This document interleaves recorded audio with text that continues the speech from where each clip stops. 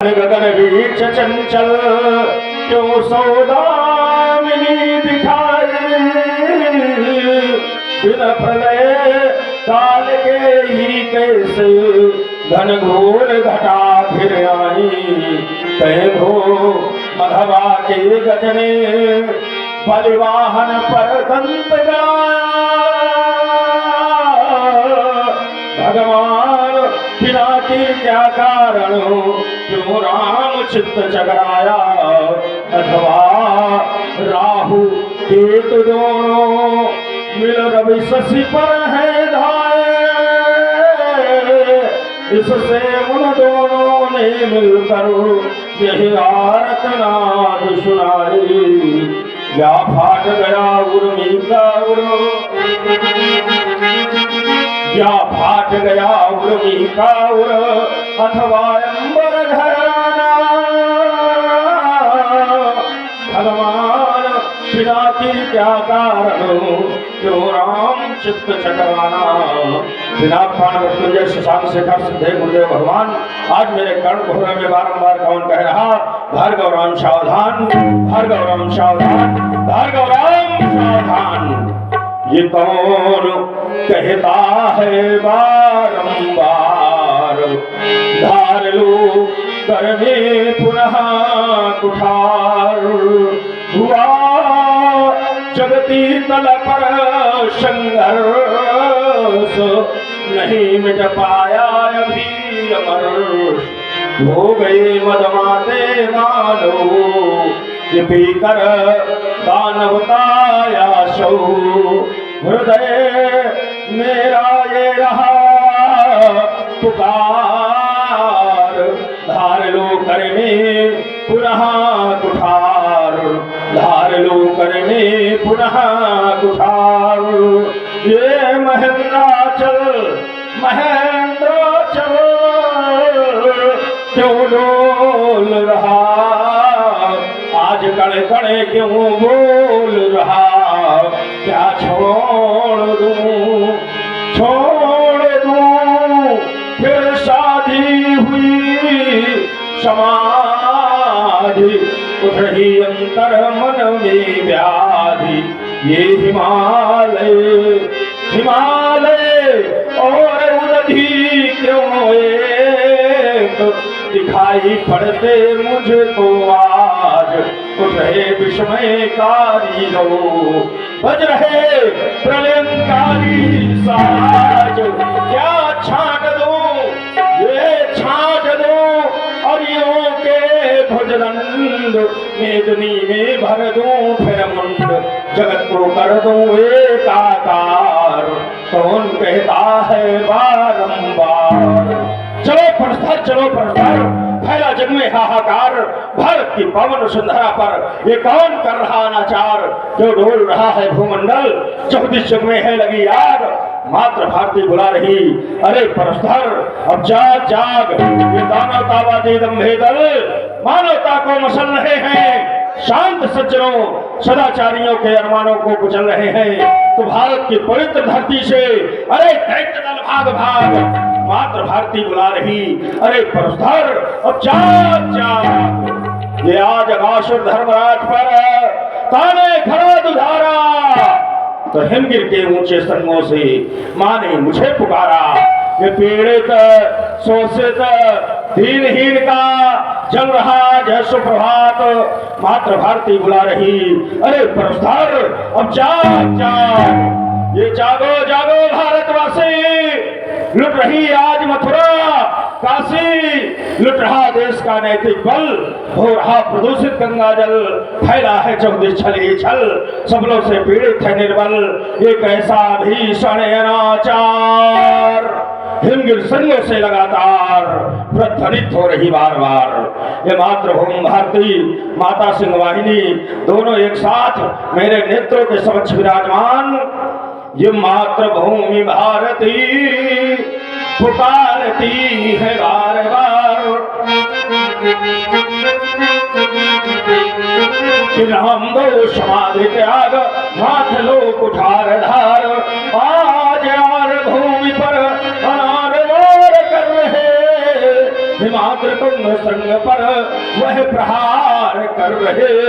तो मातु सिंह वाहिनी खड़े अब लाल को निहारती और हाथ में लिए हुए ये पंचदीप आरती। कह रही उठो राम अब युद्ध ही तो हो तैयार कि राम लो समाधि त्याग हाथ लो कुठार धार।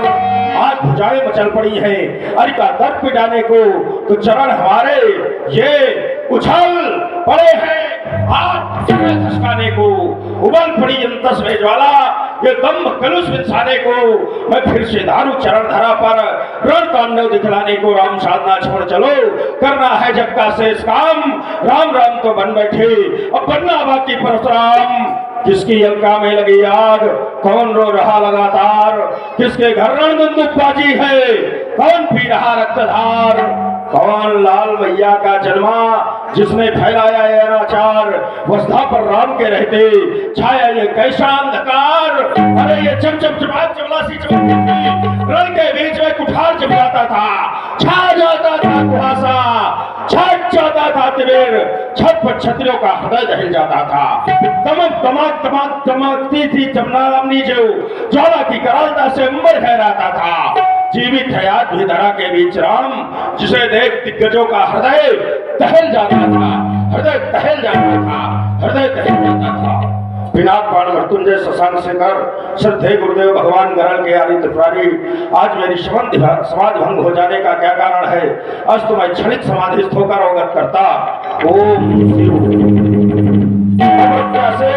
महाराष्ट्र सिद्ध जनक तुमने ये क्या किया। ब्रह्म शरण के परम पूजनीय तपस्वी ब्रह्मर्षि दधीच की अस्थियों से निर्मित पावन पिनाक का खंडन स्वार्थवाद में करवा डाला। अरे सावधान स्वार्थ आज मिथिला की एक एक ईंट पर निर्मेद फेंक होगा और इसकी आहुति तुझे स्वयं देनी पड़ेगी जनक। किंतु राशब्द मेरे कर्ण कोहरों में बारंबार क्यों मुंजरित हो रहा। क्या अत्याचारी रावण तूने अपने इन 20 भुजाओं के दर पे आकर ऐसा जघन्य अपराध कर डाला। तो सावधान आता हो तेरे स्वर्णनगर को खोद हिंद महासागर के अकाल गर्त में डुबा दूंगा। सहसा चरणों में अवरोध रावण सही है ऐसा नहीं कर सकता।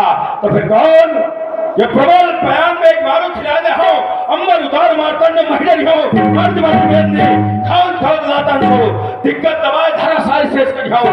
कठिन कठोर गोदन चमन लाई गए हाथ बालन समूह शोपाधार ताल भरी हो गहन दराज को दराज कर यमवरमाई आयुध उठाए शत्रु सैनन संगारी हो आयुध उठाए शत्रु सैनन संगारी हो। आश्रम की देवियों आश्रम की रक्षा करना आज ये भार्गव एक बार पुनः सज्जित हो पुंडरीक क्षेत्र की ओर प्रस्थान कर रहा। हर हर महादेव बम विश्वनाथ हर हर महादेव।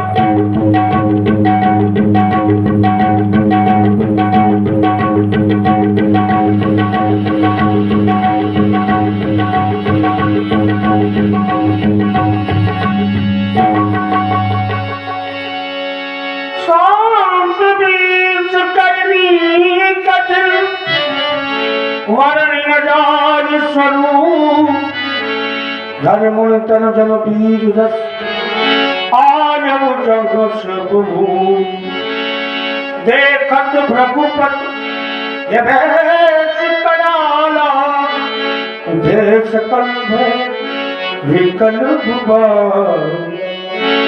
पितु समेत कई कई विजनामा लगे करन सब दंड प्रणाम। जनक भगवान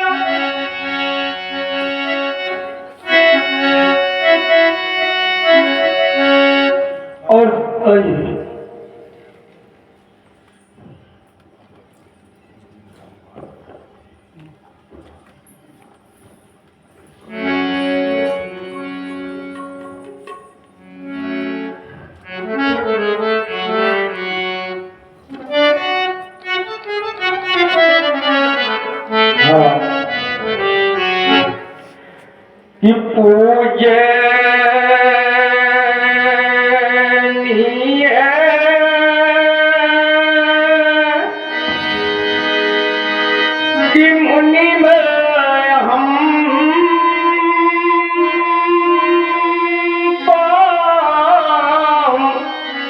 बंदे कि भेगुवर हम तो बंदे कि किया कृतार्थ इस मान सिंह को श्री मन में निज दर्शन देकर धन्य हो गया ये जीवन मेरा तब चरणों की श्री रज लेकर तब चरणों की श्री रज लेकर तब मिश्रित जी मन में हरिदम कि जगमग ज्योति जगाने वाले भृगुवर हम तो बंदे कि मम मन मंदिर की मरी मोर अपाकर दरस महान बन गई कि जगमग ज्योति जब ही उरे अंदर अन्य प्राणों की बन गई कि प्रखर भानु की रसिम निशम अशांति सुधोकर शाने वाले की शांति सुधोकर शाने वाले ये मान सिंह का प्राण प्रघोष विस्तार करो तुम कि यत्र जन्म हुआ स्वर्गीय वासुदेव पुत्रवान सिंह मम नाम अग्राम अत्रहा जिला फतेहपुर ये मान सिंह का प्रभुत्व विकार करो तुम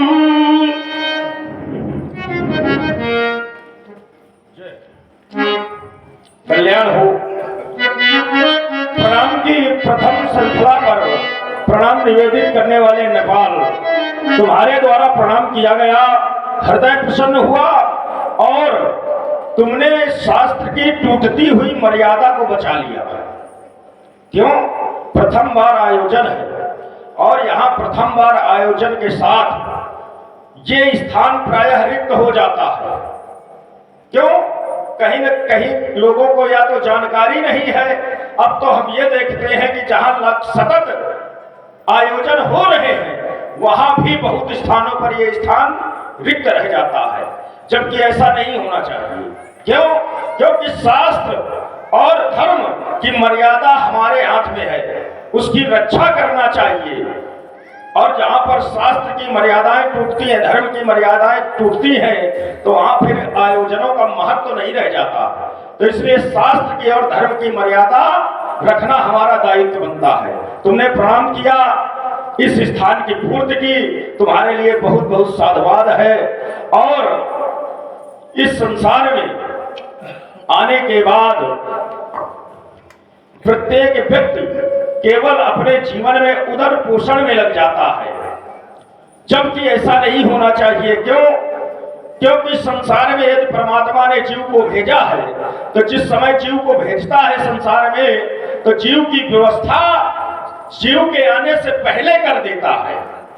जैसे आयु, कर्म, वित्तम, विद्या, निधनमेव च पंचैतानुसृज्यन्ते गर्भस्थयु देहिना। जीव के गर्भ में होते ही परमात्मा 5 बातों की रचना पहले से निर्धारित कर देता है। कैसे? कहा आयु, जीव की आयु क्या होगी ये निर्धारित है, जिसमें कोई उलटफेर होने वाला नहीं है। कर्म, जीव क्या कर्म करेगा, क्या कर्म नहीं करेगा, ये भी निर्धारित है। इस शब्द पर तो 2 अर्थों में ले सकते हैं। कर्म, कर्म माने भाग्य, तो ये भाग्य भी निर्धारित है। और यदि कर्म करने वाले कर्मों से लिया जाए तो वो भी निर्धारित है। कैसे? तो कहा जन्म हेतु सबका पितुमाता, तो कर्म शुभाशुभ देई हमारे हाथ में है ही नहीं कि हम शुभ कर्म करें कि अशुभ कर्म करें। क्यों? क्योंकि पहले से निर्धारित है, जो हमारे द्वारा शुभ होना होगा वो होगा, जो हमारे द्वारा अशुभ होना होगा वो होगा। तो फिर हम करें क्या? प्रश्न खड़ा हुआ कि हम करें क्या? फिर हम तो अकर्मण्य हो गए ना, तो फिर हमारे हाथ में क्या है? तो कहा नहीं, हमारे मानव का शरीर मिला है तो इस शरीर के लिए कहा गया साधन धाम मोक्ष कर द्वारा पाई न चहि परलोक। हमें कर्म करना है लेकिन इस लोक के लिए नहीं करना। पाई न चहि परलोक समारा, जिसने शरीर को पाने का, क्योंकि इस लोक में तो सब कुछ निश्चित करके परमात्मा ने भेजा, विधाता ने सब निश्चित कर दिया है। आपको कितना भोजन मिलेगा, आप फसल बोएंगे तो कितनी घर में आएगी, सब निश्चित है। तो इस लोक को नहीं बनाना है, बनाना क्या है? तो पाई न चहि परलोक समारा। ऐसे यदि आपने ये नहीं किया तो निश्चित मानिए सो परत्र दुख पावई। पर माने यहां, अत्र माने यहां, पर माने वहां, यानी वहां और यहां परत्र दुख, दोनों जगह दुख मिलता है। पावई, सो परत्र दुख पावई, सिर धुनि धुनि पछता है, फिर अपना माथा पीटता है जीव। और काल ही कर्म ही ईश्वर ही मिथ्या दोष लगाई। काल माने समय को मिथ्या दोष लगाता है, झूठा। हमें समय न मिला, नहीं तो हम तो भगवान का भजन ही करते हैं। कर्म को दोष लगाता है, क्या करें, हमारा कर्म खराब था जो हमें ऐसे स्थान पर जन्म लिया, ऐसे स्थान पर हमारे साथ ये हो गया। कर्म को दोष लगाता है और जीव तो ईश्वर तक को दोष लगा देता है, ईश्वर को दोष लगाता है कि परमात्मा ने ऐसा होने न दिया। जबकि कहा गया काल ही कर्म ही ईश्वर ही मिथ्या, ये सारे दोष उसके मिथ्या हैं, झूठे हैं। लेकिन ये झूठे दोष लगाता है, फिर बचता कुछ नहीं है। और संसार में यदि है तो धर्म की रक्षा, मर्यादा की रक्षा करना हमारे हाथ में है। इसलिए धर्म की रक्षा करनी चाहिए। धर्मो रक्षत रक्षता, जो धर्म की रक्षा करता है उसकी रक्षा धर्म स्वयं करता है। हाँ, कभी कभी ऐसा होता है समाज में कि शांति के अनेक प्रस्ताव भेजे जाते हैं लेकिन सामने वाला स्वीकार नहीं करता है, तो मजबूरी हो जाती है धर्म के लिए हिंसा करना भी। जबकि हमें पाठ पढ़ाया गया कि अहिंसा परमो धर्म, सबसे बड़ा धर्म क्या है? तो अहिंसा, अहिंसा परम धर्म है। लेकिन ये अधूरा बात पढ़ाया गया। इसका पूरा क्या है? तो इसके आगे कहा गया अहिंसा परमो धर्म, पर धर्म हिंसा तथैवच। यदि धर्म के लिए हिंसा करनी पड़े तो वो भी अहिंसा ही है। तभी तो आचार्यों ने कहा कि विफल शास्त्र के हो जाने पर शस्त्र जगाना पड़ता है। पहले तो हमें शास्त्र के द्वारा समझौते करने चाहिए, और जब ऐसा ना हो, मान लो हम समझा रहे हैं, सामने वाला समझने के लिए तैयार नहीं है, तो यानी शास्त्र वहां पर निष्फल हो रहा है। तो विफल शास्त्र के हो जाने पर यह शस्त्र जगाना पड़ता है, यानी फिर शांति दूत को युद्ध रचाना पड़ता है। जब अधर्म हावी हो जाता और धर्म सहमा तब वेद त्याग ये ब्राह्मण को परश्च उठाना पड़ता है। इसलिए जीवन में याद रखो कि जहां भी संघर्ष आए तो उसे निर्वात चीरते हुए आगे बढ़ना है। और तुम्हारे लिए हमारा सुंदर आशीर्वाद। ओम जिस कुल में तुमने जन्म लिया, यहाँ आओ पहले, अरे आप आशीर्वाद ले लो, इसके बाद जाओ, सुना करो। हम क्या बोल रहे हैं तुम्हें सुनाई नहीं देता? हम क्या बोल रहे हैं, किसके लिए बोल रहे हैं, इसको समझने का प्रयास करो। इसलिए जिस कुल में तुमने जन्म लिया, करना तुम उसका उद्धार। नाम न लेना कायरता का, चाहे चढ़िया वे संसार। ये सत्य खोजना दुखी जनों में, और इन्हें समर्पित करना प्यार। जीवों को दुखी बनाने वाले तत्वों का करना संहार। भाग्य पलट देना इन लोगों का, और भूखों को देना हार। या तो बंसी बजे चैन की, या फिर बहे रक्त की धार। आयुष्मान भव, कल्याण मस्त भव।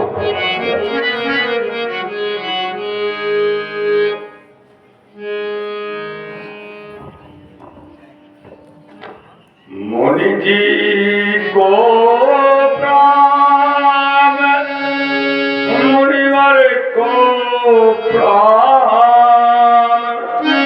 मुनि के चरणों को प्रणाम, चरणों की धूली को प्रणाम।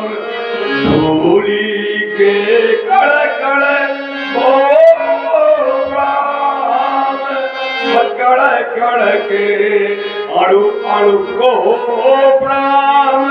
मुनि जी को प्रणाम, मुनि जी को प्रणाम। जिला फतेहपुर में रहत हूँ, अमित की है मम ग्राम। राम अधीन सिंह मम पिता है, राकेश कुमार मम नाम। मुनि जी को करत प्रणाम। प्रणाम की श्रृंखला में द्वितीय प्रणाम निवेदित करने वाले पाल तुम्हारे द्वारा प्रणाम किया गया, और परिचय में बताया गया रामाधीन सिंह के पुत्र हैं आप, और राकेश कुमार आपका नाम है। और आपका जो धाम है ये मिचकी आज बन गया है मिथिलापुर, और ये परमात्मा की बड़ी ही कृपा का परिणाम है, ये मान के चलिए। क्यों इतने दिनों से ये मिथिलापुर नहीं बन पाया, और आज मिथिलापुर बना तो क्यों? जब तक परमात्मा की कृपा नहीं होती तो परमात्मा के भजन में मन भी नहीं लगता, परमात्मा की ओर जीव बढ़ भी नहीं पाता।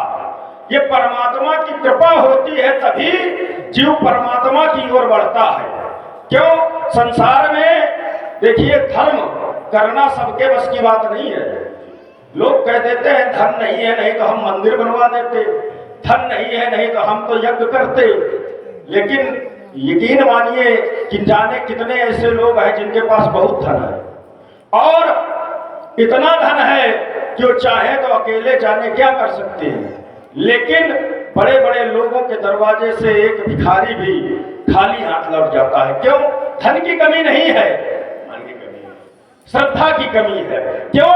क्योंकि शास्त्र कहता है राजनीति बिन धन बिन धर्मा, धन के बिना धर्म नहीं होता। लेकिन एक बात है, धन हो आपके पास और फिर भी धर्म ना हो पाए तो फिर धन की तो कमी है नहीं, कहीं ना कहीं परमात्मा की कृपा की रूपी श्रद्धा की कमी है। और जब श्रद्धा हो जाती है तो जिसके पास कुछ नहीं है वो भी धर्म करता है।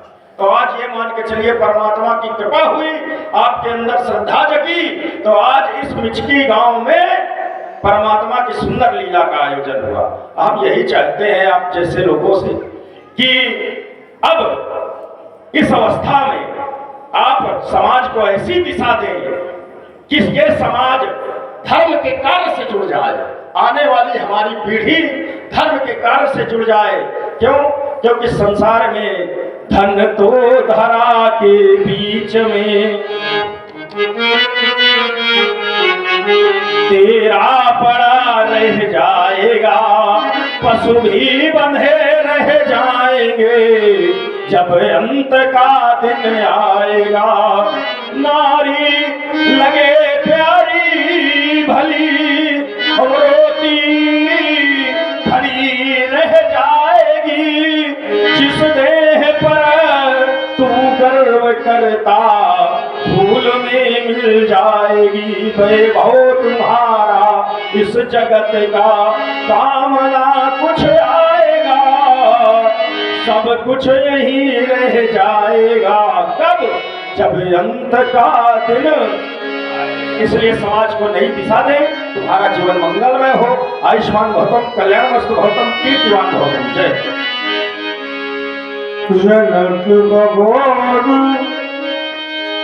आज श्रीरामा, आज श्रीरामा। तपोनिष्ठ आपके श्री चरणों में सेवक का प्रणाम स्वीकार करें भगवान, स्वीकार करें। कि स्वप्न मन के अधूरे,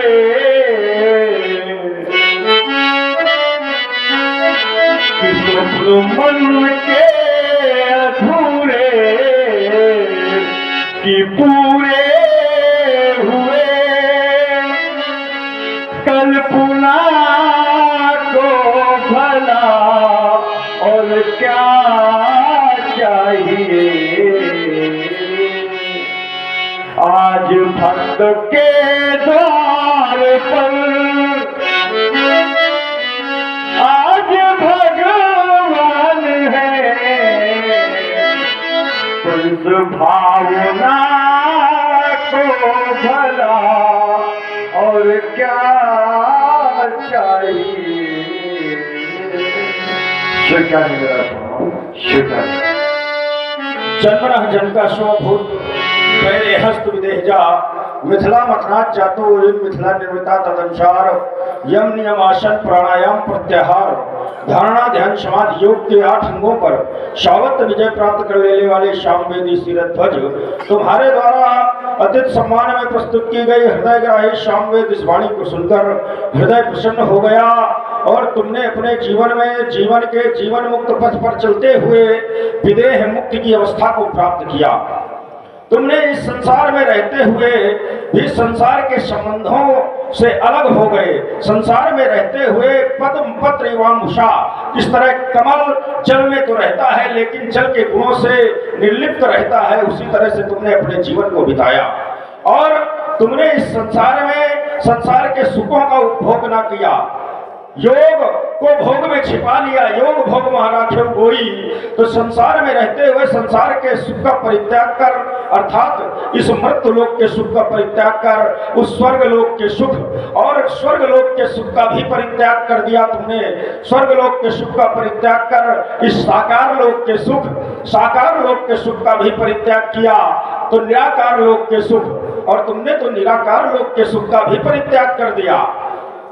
जब निराकार लोक के सुख का परित्याग कर दिया तो फिर अक्षर लोक के सुख में भी तुम्हें शांति नहीं मिली, और अक्षर लोक के सुख का परित्याग कर अक्षरातीत लोक के सुख को तुमने आनंद में परिवर्तित कर दिया। इसलिए तुम्हारे लिए हमारा सुंदर आशीर्वाद, और आशीर्वाद ही नहीं तुमसे कामना भी है। और कहना यह है कि वर्तमान अस्तित्व रहेगा जीवन मुक्त विदेह तुम्हारा, वर्तमान अस्तित्व रहेगा। क्यों? क्योंकि संसार में जब चर्चा आई परमात्मा के द्वारा तो ब्रह्मवाणी में परमात्मा ने संसार के अन्य राजाओं की चर्चा नहीं की, लेकिन तुम्हारे अस्तित्व की चर्चा जनकादेह कहकर की। तो यानी तुम्हारे अस्तित्व को ब्रह्मवाणी में भी प्रमाणित किया गया। तब मेरा कहना है वर्तमान अस्तित्व रहेगा जीवन मुक्त विदेह तुम्हारा। जैसे वेश बदल कर आता रंगमंच पर कोई सितारा, तो ऐसे तुमको नहीं आना है। धारण कर शरीर नौ प्यारा, वर्तमान अस्तित्व रहेगा जीवन मुक्त विदेह तुम्हारा। तुम चमकोगे राष्ट्र गगन पर, जब तक सूर्य चंद्र अवतारा वर्तमान अस्तित्व रहेगा, जीवन मुक्त विदेह तुम्हारा। यद्यपि तुम्हें ज्ञान है, यद्यपि तुम जानते हो कि मृत्यु देह की हो सकती है, मृत्यु देह की हो सकती है, पर आत्मा अजर अमर अविनाशी। मृत्यु एक विश्राम स्थल है, मृत्यु एक विश्राम स्थल है, पर आत्मा चेतन सहज सरल सुखराशि। तो आत्मा के अमरत्व तत्व को, यद्यपि नौ दर्शन इस संसार में प्रसिद्ध है, नौ दर्शनों में से 6 दर्शन ऐसे हैं फट दर्शन जिन्हें हिंदू दर्शन की उपाधि प्राप्त हुई, और उन हिंदू दर्शनों में एक दर्शन ऐसा रहा जिसने आत्मा के तत्व को स्वीकार नहीं किया, वो रहा चारवाक दर्शन। और बाकी सारे दर्शनों ने आत्मा के तत्व को स्वीकार किया। तो आत्मा के अमरत्व तत्व को हिंदू दर्शन ने स्वीकारा, वर्तमान अस्तित्व रहेगा, जीवन मुक्त विदेह तुम्हारा, जीवन मुक्त विदेह तुम्हारा। ये नवल धवल स्फूर्ति शक्ति ले काम अधूरे पूर्ण करोगे, और उन्नति के उस चरम बिंदु पर तुम यह आर्यावर्त करोगे, उन्नति के उस चरम बिंदु पर तुम यह आर्यावर्त करोगे। ये तुम तो जीवन मुक्त स्वयं हो, अतः मुक्ति ने है स्वीकारा, वर्तमान अस्तित्व रहेगा, जीवन मुक्त विदेह तुम्हारा। आयुष्मान भव, कल्याण वस्तु भव, दीर्घजीव भव, कर्तव्य निष्ठ भव। सिय बुलारी प्रणाम करावा, प्रणाम करावा।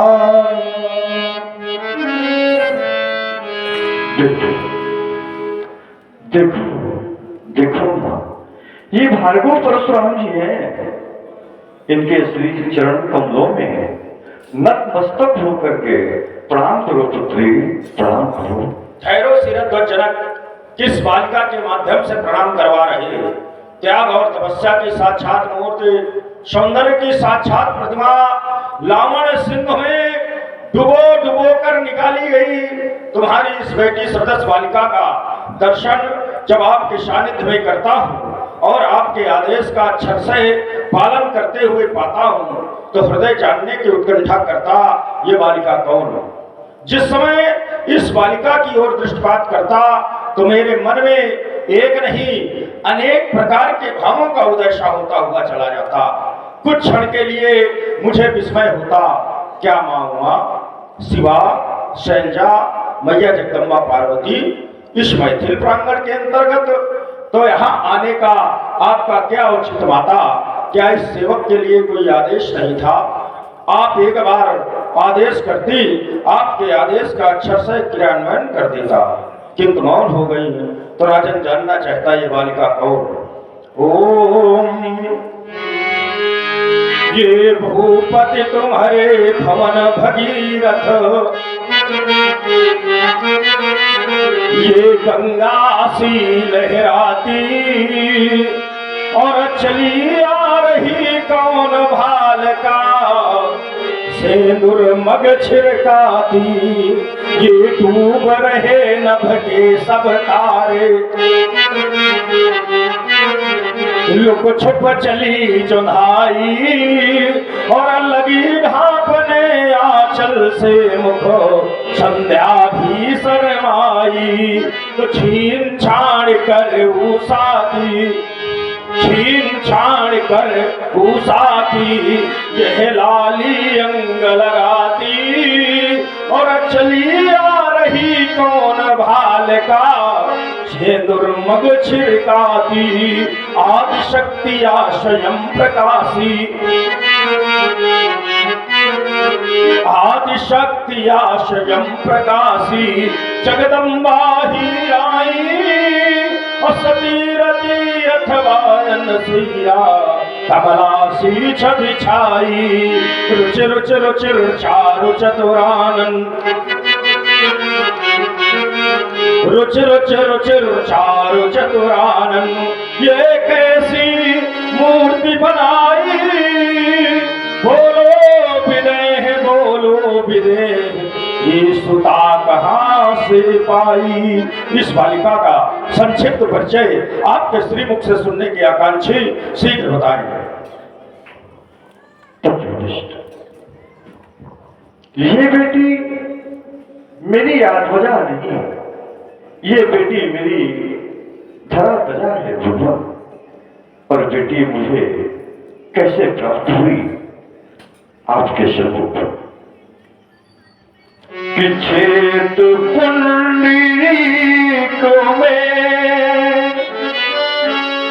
हल चलाने लगे और मेघ छाने लगे, मेघ छाने लगे।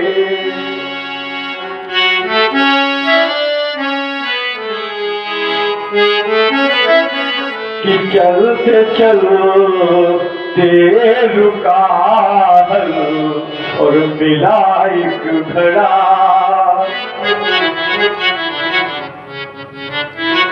और हुई कन्या प्रकट, मैं गया इसके निकट और ही से हम लगाने लगे, मेघ छाने लगे, मेघ छाने लगे। जो पर बेटी का नाम सीता है, वो सीता। आपने बताया कि हल कर्षण के द्वारा इस बालिका को हमने पाया। मैं जब विचार करता हूँ तो पाता हूँ राजन, कितना धन्य है तुम्हारा जीवन, कितना सौभाग्यशाली है तुम्हारा जीवन, कितना पुण्यशाली है तुम्हारा जीवन। क्यों? क्योंकि संसार में न जाने कितने ऐसे लोग होंगे जिनके सोने आंगन में एक संतान का जन्म न हुआ होगा। वो जाते हैं मंदिरों में और माथा टेकते हैं, परमात्मा से मांगते हैं कि हमारे सोने आंगन में एक संतान का जन्म हो जाए। ये माएं जाती हैं आंचल पसार करके उस परमात्मा से मांगती है कि हमारी सूनी गोद पर एक संतान का जन्म हो जाए, किंतु नहीं होता। और आप जैसा धर्मनिष्ठ, आप जैसा कर्तव्यनिष्ठ, आप जैसा कर्मनिष्ठ राजा जिस समय हल लेकर के धरती के पास जाता है तो यह धरती भी तुम्ही कन्या रूपी रत्न प्रदान करती है। मैं विचार करने लगा कि ऐसा क्यों, संसार के लोगों के साथ ऐसा क्यों होता है और आपके साथ ऐसा क्यों हुआ? तो उत्तर मिला कि जो भी हमें जीवन में प्राप्त होता है वो हमारे कर्मों का ही परिणाम होता है। क्यों? क्योंकि जब तक हमारे कर्म अच्छे नहीं होंगे तो हमें सुख मिलने वाला। जब हम अच्छे कर्म करते हैं, इन्हीं को मैं कह दूं कि शुभ कर्म करते हैं या पुण्य कर्म करते हैं, तो हमारे जीवन में अनुकूल परिस्थितियां आती हैं जिन्हें हम सुख कहते हैं। और जब हमारे द्वारा पाप कर्म किए जाते हैं यानी अशुभ कर्म किए जाते हैं तो हमारे जीवन में प्रतिकूल परिस्थितियां आती हैं जिन्हें हम दुख कहते हैं। और संतान का भी मिलना कहीं ना कहीं हमारे कर्मों का भी परिणाम है। क्यों? क्योंकि बिना कर्म किए इस जीव को यहाँ कुछ भी प्राप्त होने वाला नहीं है। तो ये मान के चलिए कि जिनके साथ ऐसी समस्या है तो कहीं ना कहीं शुभ कर्मों में, पुण्य कर्मों में कमी आई है, न्यूनता आई है। कहीं ना कहीं पुण्य कर्मों का खाता छीन हुआ है, तभी आज ये दिन देखने पड़ते हैं। तो हमारा विचार चला गया राजा जनक की ओर कि क्या राजा जनक ने पुण्य कर्म किए? तो शास्त्र कहता है नहीं, राजा जनक ने पुण्य कर्म नहीं किए, बल्कि इतने पुण्य किए कि जनक ही पुण्यों का स्वरूप बन गया। तभी तो कह दिया कि जनक सुकृत तो फिर क्यों न हो मूर्ति वैदेही। आपने बताया इस बालिका का नाम सीता। वैसे तो इस बालिका के अन्य भी कई नाम हैं। जैसे ये धरती से उत्पन्न हुई तो इसे कहा गया धरात्मजा, भूमि से उत्पन्न हुई तो इसे भूमिजा कहा गया।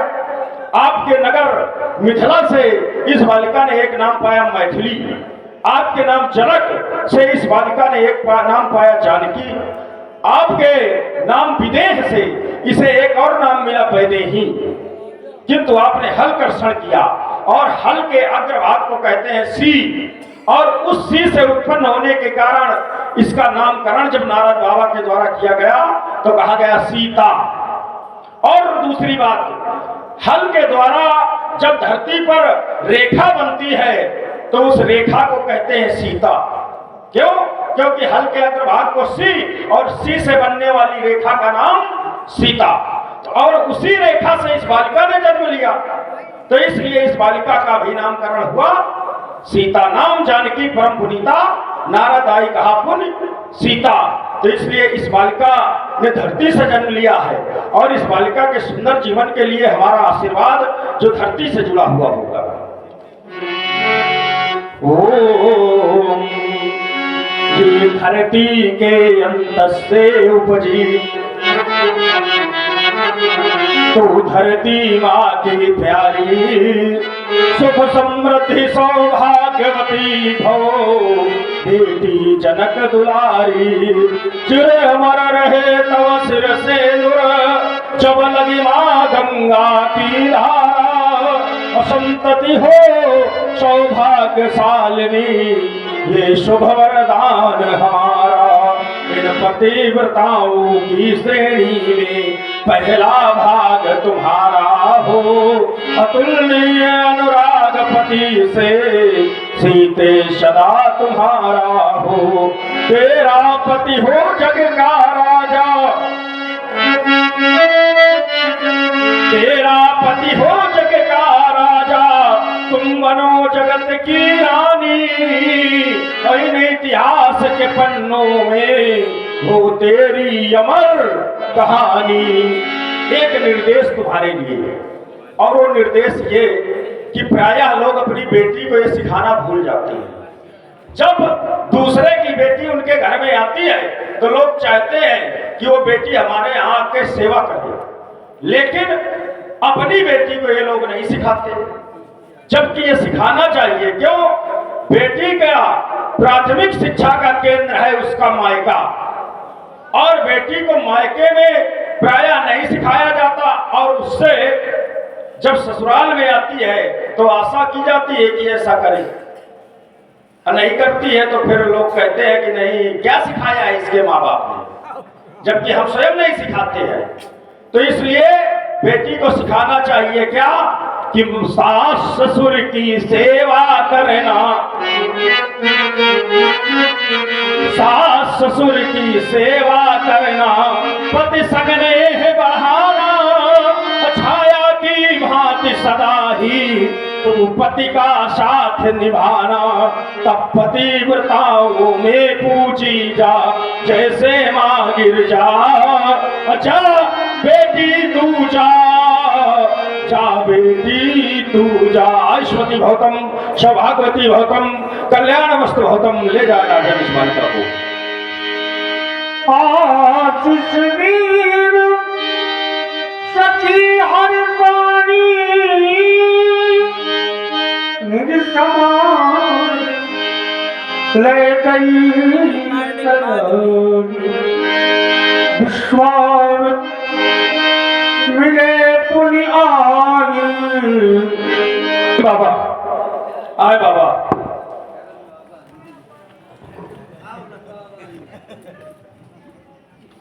आज इस मैथिल प्रांगण के अंतर्गत आप जैसे संत का दर्शन हो जाना, महात्माओं के दर्शन हो जाना, यह साधारण विषय नहीं है। प्रायः जीव को इस संसार में एक बात जानने की जिज्ञासा सदैव रहती है, और वो क्या जीव जानना चाहता है। प्रत्येक प्राणी मात्र, प्रत्येक व्यक्ति ये जानना चाहता है कि उसका अतीत कैसा था, उसने अतीत में क्या किया, उसका अतीत कैसा था, और आगे उसका भविष्य कैसा होगा। ये प्रत्येक व्यक्ति जानना चाहता है, और इसको जानने के लिए हर व्यक्ति कहाँ जाता है? ज्योतिष आचार्य के पास, यही पूछने के लिए जाता है। और हम आज आपको बता दें कि आपको कहीं जाने की आवश्यकता नहीं है, कहीं भी जाने की आवश्यकता नहीं। क्यों? आप अपना भविष्य, अपना अतीत स्वयं देख सकते हैं। कैसे? तो कहा जब आप जैसे संत के दर्शन हो जाएं जीवन में, तो जब संत का दर्शन होता है तो इसका अर्थ यही है कि हमारा अतीत बड़ा ही अच्छा रहा, हमारा अतीत पुण्यों से युक्त रहा, पुण्यों की राशि हमने अतीत में कमाई। तभी तो कहा गया पुण्य पुंज बिन मिलहि न सकता। जब तक पुण्य पुंज एकत्रित नहीं होते तो संत का दर्शन नहीं होता। अच्छा, भविष्य भी अच्छा है। कैसे? तो कहा बिनु हरि कृपा मिला ही नहीं सकता।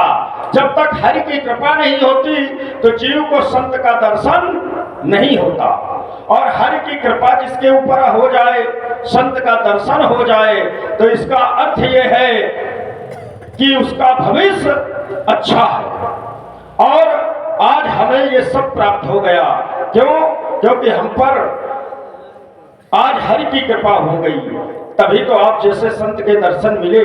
और पर शास्त्र कहता है अगर संत के दर्शन मिल जाए तो परिणाम क्या होता है? तो शास्त्र ने कहा संत का दर्शन मिलने का परिणाम यह है कि व्यक्ति को, जीव को उसके जीवन की समस्त सिद्धियां प्राप्त हो जाती हैं। साधु नाम दर्शनम लोके सर्व सिद्धि करम परम। साधु का दर्शन ही संसार में सभी सिद्धियों का प्रदायक है। अस्तु बाबा, आज आपका दर्शन मिला तो हमें ये ज्ञात हो गया कि यदि हमारा जीवन कहीं भी पूर्व में अपूर्ण रहा होगा तो आज हमारे जीवन की संपूर्ण सिद्धियां मिल जाएंगी, क्योंकि आपका दर्शन हो गया। और दूसरे अर्थों में कहूं तो हमारा जीवन यदि कहीं भी पाप से युक्त रहा होगा, कहीं चूकवश हमसे कोई पाप भी हुआ होगा, तो आज आपका दर्शन मिला तो हमारा जीवन निष्पाप हो गया। क्यों? क्योंकि सरदा तप निशस अपहरई असंत तरस चिंपातक टरई। संत का दर्शन मिल जाए तो जीव के ये पाप टल जाते हैं और आज हम निष्पाप हो गए। जानना चाहता हूं कि आप कुशल से तो हैं। भौतिकता तो हमारे मान्य है और आध्यात्मिक जीवन में ये भार्गव परशुराम है। आपका महिला जीवन संसार में पाप युक्त कहाँ? अवतार कभी पाप युक्त से नहीं पाप कहा जाता कि अवतार जो होता है वो पापी थोड़ी होता है, कभी उसमें पाप लागू थोड़ी होता है। मीन कमट शूकर तरहरी वामन परशुराम बपुधरी अवतरत इति अवतारा की प्रतिज्ञा को सारक करने वाले सच्चिदानंद के स्वरूप है आप में पाप कहाँ? और संतों की बड़ाई तो केवल आप ही के द्वारा हुई और किसी के द्वारा होती ही नहीं। संतों का स्थान जब भी प्राप्त हुआ तो आपके ही शरण में। जाहि भरोसे सोइए, हम सोते कहाँ हैं और जगते कहाँ हैं? केवल हरि के ही शरण में। हरति पापानि हित हरि, जो पापों के हरण करने वाले हरि हैं, हम उन्हीं के शरण में। देखो ना, ये हरि का ही तो जाहि भरोसे सोइए दारी गोद महसीस तुलसी वाके कपट को रखवारो जगदीश। संसारिक प्राणियों पर तो पाप लागू होता है, लेकिन आप जैसे महापुरुषों के ऊपर पाप थोड़ी लागू होता। आपसे बड़ा स्तरमान, पूर्णमान, कीर्तिमान ये तो आप जानते हैं, लेकिन फिर क्या ये बात हमारे पिताजी नहीं जानते थे क्या? जानते थे। तो फिर जिस समय मैंने शास्त्राबाहु का वध किया तो उस समय हमारे पिताजी ने कहा कि परशुराम, तुमने आज बड़ा ही गलत कार्य किया, बड़ा ही पाप युक्त कार्य कर दिया। क्यों? क्योंकि तुमने एक अभिषिक्त राजा का वध किया है और अभिषिक्त राजा का वध करने पर ब्रह्म हत्या लगती है। तो जब ब्रह्म हत्या रूपी पाप हमें लगा तो हमारे पिताजी ने कहा कि तुम्हें ब्रह्म हत्या लगी है। तो हमने कहा फिर अब क्या करें क्या? तो कहा इसके निवारण के लिए तुम तीर्थों का सेवन करो। ज्ञानकांत सर्व तीर्थान पर आपने भ्रमण किया, सारे पाप नष्ट हो गए। मैंने भी तो सब पुत्रों को मारा था, मुझे ब्रह्म हत्या का पाप नहीं लगा। तो क्यों नहीं लगा? तो ये मेरे पिताजी ने क्यों कहा? नहीं, अनुचित उचित विचार कज दे पालय पितुलाई। भाई आपने अपने पिता के वचनों पर विचार नहीं किया। उन्होंने कह दिया कि तुमने चक्रवर्ती सम्राट का वध किया है, जाओ तुम्हारे ऊपर हत्या लगती है। उन्होंने ही कहा ना, संसार को नहीं कहा। नहीं, अबू भर ने कहा। अब सुने, परशुराम की तो आज्ञा राखी, संसार में अनुचित उचित विचार करिए वाले विद्वान। आपने माता को भी मारा और उधर सहस्त्रबाहु अर्जुन का भी वध किया, तो दोनों में पाप लागू होना चाहिए, लेकिन माता के उसमें पाप नहीं लागू हुआ, चक्रवर्ती सम्राट के उसमें क्यों लागू हो गया पाप? और मैंने ब्रह्म हत्या की, साधारण ब्रह्म हत्या नहीं कही, निर्मम अबोध बालकों की हत्या की, तो मेरे ऊपर हत्या नहीं लागू हुई। क्यों नहीं लागू हुई? नहीं, अब यही रहा। ये पिता का आदेश, पिता का आपने सम्मान किया, और मैं तो कहता हूं कि आप बिल्कुल निर्छल हैं, निर्मल हैं, आपसे बड़ा संसार में कोई नहीं है, आपके ऊपर कोई बात मेरे तो भागी। ये परम पूजनीय श्रद्धेय भार्गव जी हैं, इनको प्रणाम करो दंडाकार होकर के, मनसा वाचा कर्मणा के साथ। मतलब क्या, जब हम बड़ाई देते हैं तो बड़े अच्छे लगते, देते नहीं देते। क्या बात है। आज जब हमने बाबा से पूछा कि आप कुशल से तो है, बाबा ने कहा हाँ, और कहा कि संतों को बड़ाई देना आप ही जानते हैं। अरे संत तो आप हैं, बड़ाई आपसे है। और मैंने पूछा कुशल से है, तो बाबा ने कुशलता के प्रतीक स्वरूप इन दो बालकों के माध्यम से प्रणाम कराया। बाबा एक बात हम आपको एक दर्शन देना चाहते, भौतिक बात का दर्शन। हाँ बताएं। जब इस रूप में कोई प्राणी होता है तो अपने आप में अहंकार में डूब जाता है, लेकिन जब ये स्वरूप हमारे सामने आते हैं तो बड़े नम्रता एवं विनम्रता के साथ तब इनके उज्जवल भविष्य को हम आगे देखते हैं और आगे बढ़ाते ही रहते हैं। तो ये आपका यही तो बाबा का स्नेह है, और नाती पर स्नेह बाबा का होता है। क्या नहीं, क्योंकि नाती ज्यादा प्यारा होता है, तभी तो आपने हमको देखा तो वहां से उठकर हमसे मिलने चले आए। और जब हमने पूछा कुशलता, तो प्रतीक स्वरूप आपने प्रणाम कराया दो बालकों के माध्यम से। बाबा जब मैं इन बालकों की ओर दृष्टिपात करता हूँ तो पाता ये हूँ कि इनके राजोचित चिन्हों को देखकर ऐसा लगता है मानो ये किसी राजा के राजकुमार हैं। किंतु जिस समय मेरी दृष्टि इनके भाल पर सुशोभित सुंदर तिलक की ओर जाती, तो हृदय जानने की उत्कंठा करता, कौशिक कुंवर रावरे कौन, कौशिक कुंवर सांवरे कौन? क्यों? क्योंकि इनकी कमलवत आंखें, इनके सुंदराकार भुजाएं, इनकी सुंदर आभा पूरी अधर रंग से पूरित कलकाएं। काह कहूं इनकी सुंदरता मेरी वाणी होती मौन, कौशिक कुंवर रावरे कौन? राम लखन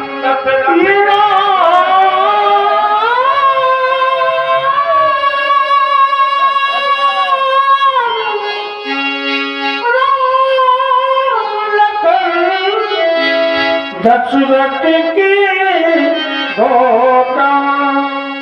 ये राजा दशरथ के सुपुत्र है और ये मेरे शिष्य हैं।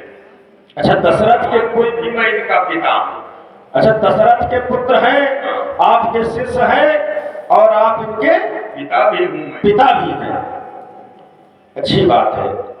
अब हम ये नहीं कहेंगे कि आप इनके पिता हैं कि ये आपके पिता हैं, है ना? ये आपके हृदय की बात है, हम क्यों कहेंगे। चलिए, आपने कहा ये दशरथ के पुत्र हैं और आपके शिष्य हैं, आपने इन्हें विद्या भी दी और आपके शिष्य भी हो गए। आप इन्हें लेकर के आए, आपने इनसे के द्वारा विद्या देकर कुछ कार्य भी कराया?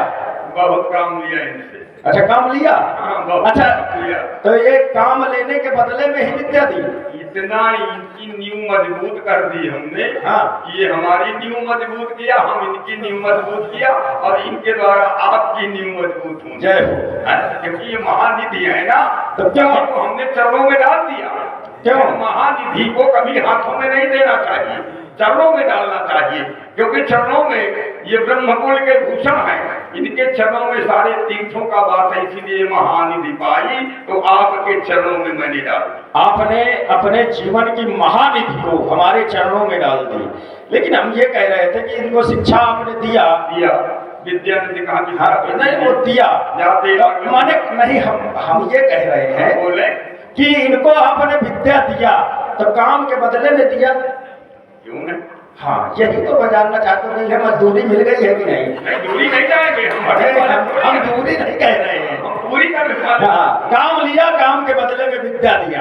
ठीक, अब इन्होंने प्रणाम किया, इसके बदले में हम भी इन्हें दे दें, जरूर देना चाहिए। है ना। प्रणाम किया है, अच्छा प्रणाम किया भी नहीं आपने, करवा दिया। वैसे क्षत्रियों को मैंने आशीर्वाद देना बंद कर दिया। क्यों? क्योंकि क्षत्रिय हमसे आशीर्वाद पाते और हम इसे ताल ठोकते। सारे क्षत्रिय थोड़ी आपसे बैर करते। अरे ये दुष्ट क्षत्रिय थे ना, तो लेकिन इसमें से इससे कोई समस्या नहीं, लेकिन ये बालक देख रहे हो कितना टेढ़ा दिखाई दे रहा है। इनके सामने कौन सी समस्या आपके सामने? नहीं, इसको देख के लगता है कि भविष्य में गड़बड़ कर सकता है। अच्छा, हाँ, ऐसा नहीं है। बड़ा शिष्ट बालक है, सर्व लक्षण संपन्न है। चलिए, अगर लक्षणों से संपन्न है तो इनके लक्षणों को देखकर हम इसे आशीर्वाद देते हैं, और यदि अगर भविष्य में गड़बड़ करेगा तो फिर हम आप से कहेंगे बस बाबा मध्य में है तो कोई समस्या नहीं है। क्योंकि आशीर्वाद, क्षमा, ये सब ऐसे न देना चाहिए किसी को। जब कोई मजबूत मध्यस्थ हो तभी देना चाहिए। हाँ, तो चलिए, बाबा हैं बीच में, इसलिए इनके लिए सुंदर आशीर्वाद। ओम ये स्वस्ति स्वस्ति शारद पढ़ती हो, और गणपति गावे मंगल गान, दसों दिशाएं यश गाती हो, कभी न हो इनका अवसान। कमला कंचन थाल सजाकर, कमला कंचन थाल सजाकर आरती करने को असुर नर मुनि गंधर्व सभी आ सुमन मार्ग में बिखरावे। तो कभी न चिंता की ज्वाला में बाबा, कभी न चिंता की ज्वाला में, और चले देहन वालों की और मेरे अभिलाष ही छवि देखो नितेन लालों की। राजपुत्रम ममाकं त्रैलोक्यशनाथनः हरिशम्मुखं जयं प्राप्ते दीर्घाय राम लक्ष्मणः। विभुर विलोक विराग सन, कहाऊ का गिरत वीर, पूछत जान अजान जिन, व्याप्रभु को पुसली। राजन, ये मुनमंडली, ये किन्नर, ये गंधर्व, ये समूचे राजाओं का वाहन कैसा, किस कारण भीड़ भई है, ये तड़क भड़क कैसी विदे, ये तड़क भड़क कैसी विदे है, ये तड़क भड़क कैसी विदे है, क्यों तोरण आदि से सजी हुई, हर गली गली हर देहगे, ये तड़क भड़क कैसी विदे है। प्राचीर समीप दिखाते थे तंबू बिताने अति घने तने, जिनमें सुकेतु लहराते थे भिन्न भिन्न ही चिन्ह बने। ये छिपे छिपे छिपालों की क्यों चढ़ाई सेनाएं विदेह, ये तड़क भड़क कैसी विदेह, ये जगमग जगमग जगमगा रहे, ये जगमग जगमग जगमगा रहे। चाचल्यमान यह बृहद्वीप, मानो रवीन्द्र तरियाए, धनि अग्नि यंत्र मिथिला महीप, मणि मरकत भानुस झाड़, छवि है इनकी अद्भुत अपार, लख लज्जित कुंडल मारवाड़, चंचला चमकती तार तार, कह डालो क्या है देरदार, किस ऊन बीन में हो विदे, ये तड़क भड़क कैसी विदे। समाचार कहीं जनक सुनाए, जही कारण ये मजीप सब आए। महिपालों का आने का कारण एक ही कारण है, वो कारण है मेरी पुत्री सीता। देवता कि मुनिवर ये तड़क फड़क ऐसी कैसी, कि मुनिवर ये तड़क फड़क ऐसी, ये सुरपुर के सम्राटों ने देखी न कभी सुषमा ऐसी, देखी न कभी सुषमा ऐसी। तो सीता ने उठा लिया जिगो महान आश्चर्य, उसको लख धीरज छूट गया। फिर क्या किया? बस उसी समय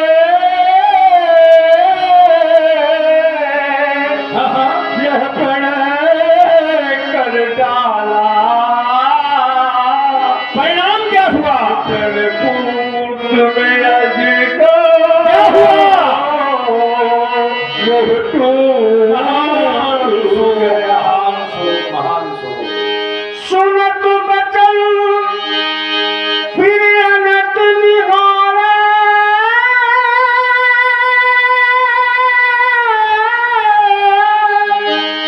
देखे चाप खंड महिदारे।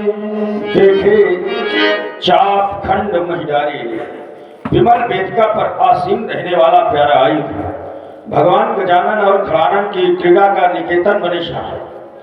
आज आपका त्याग किया इस मानवता ने। एक समय यही मानवता रो रही थी आपके आगे, एक समय यही देवता रो रहे थे आपके आगे, एक समय यही महात्मा रो रही थी आपके आगे। आपने अपने प्राणों का प्राणांत कर दिया देवताओं के कल्याण के लिए, महात्माओं के कल्याण के लिए। कुबेर ने आपको मोतियों से जड़ा, फणेश ने अपनी फुंकारों से तुम्हें जोड़ा, गणेश ने बधाई के गीत गाए, दिनेश ने आपको प्रकाश दिया, वासुकी से तुम्हारी प्रत्यंचा बनाई गई। किंतु आज जब स्वार्थ पूरा हो गया तो धरती पर डाल दिए गए और धूल में पड़े रहे। तब तक पड़े रहे मेरे आगमन काल तक मेरे जो। एक समय आपकी आरती उतारी जा रही थी, आपके ऊपर फूलों के मालाएं चढ़ाई जा रही थी, जिस समय आप शार्यावर्त की परिक्रमा लगा रही थी। किंतु आज जब स्वार्थ पूरा हो गया तो धरती पर डाल दिए गए और धूल में पड़े रहे। तब तक पड़े रहे मेरे आगमन काल तक मेरे जो। मैंने अपनी माँ का वध कर डाला, अपने 4 बड़े भाइयों के शीश इसी परस के माध्यम से काट डाले, किंतु मेरे नेत्रों की झोली से एक भी करुणा का बीज कभी अश्रु रूप से प्रवाहित नहीं हुआ। किंतु आज आपकी इस दशा को देखकर मेरे मन में हाहाकार मच गया, हाहाकार मच गया, हाहाकार मच गया। जाऊंगा कैलाश मैया पूछेगी, परशुराम मिथिला में अपना अजगो कैसा, क्या कहूंगा उस माँ से। ये खंड खंड हो गए तुम्हारे बल पौरुष भरा का भरा रह गया, हो गई तुम्हारी ये दीन दशा, धनु बाण कुठार धरा धरा रही गया। आज हमारा पराक्रम, हमारा वैभव, हमारा सौर कुछ भी काम ना आया। अजगो आपका खंडन हो गया और आपने एक भी बार हमें नहीं बुलाया। अरे एक बार भी तो बुलाया होता। क्या हम पर से आपका विश्वास उठ गया? आपका हम पर से विश्वास उठ गया अजगो। ओम आशुतोष के हृदय दुलारे, माँ गिरजा के प्राण प्यारे, ये दुर्गति हो गई तुम्हारी, और अपना हमें पुकारे। क्या मुझ पर विश्वास नहीं था, क्या मुझ पर विश्वास नहीं था, ये पहले भी जल था जीवन था। धरती थी अमर नंदन था, ज्ञान शक्ति वैभव कंचन था, पर हुआ नहीं वह त्रिपुर दहन था। तुमसे पहले भी तो पतझड़ था, पर हंसता मधुमास नहीं था। क्या मुझ पर विश्वास नहीं था, क्या मुझ पर विश्वास नहीं था, ये मित्र तुम्हारे ना रहने की, ये मित्र तुम्हारे ना रहने की, इन आंखों में तिनके साखर के, क्या हम कहने भर को थे, सेवक मित्र हितैषी घर के। लेने को बदला मैं लूंगा, और शक्ति न कोई रोक सकेगी, पर अंतर तुम की यह ज्वालाएं रह रह कर के ही दहकेगी। बैरी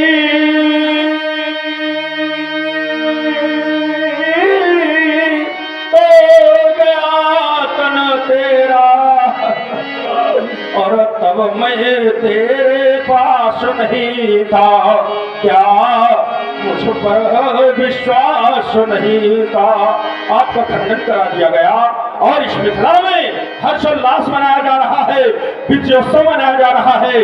क्या आपको तोड़ने वाला वीर शक्तिपूर्ण है? आज इसका परीक्षण मेरे द्वारा होगा। आज को आपको मूर्छा बंधन, मूर्छा प्रणाम, मूर्छा